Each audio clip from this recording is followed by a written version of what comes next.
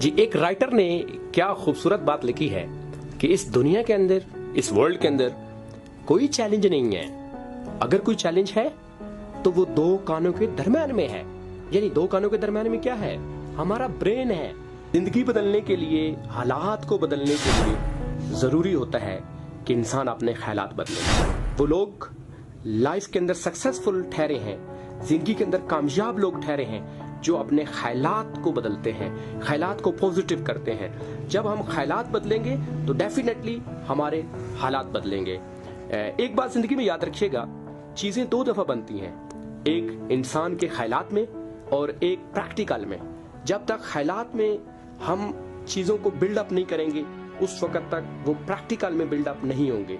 तो जैसे किसी इमारत का, किसी बिल्डिंग का नक्शा पहले आता है और वो बिल्डिंग बाद में बनती है, ऐसी इंसान का जो ख्याल है, जो विजन है, जो सोच है, वो पहले बनती है और उसकी हकीकत बाद में आती है।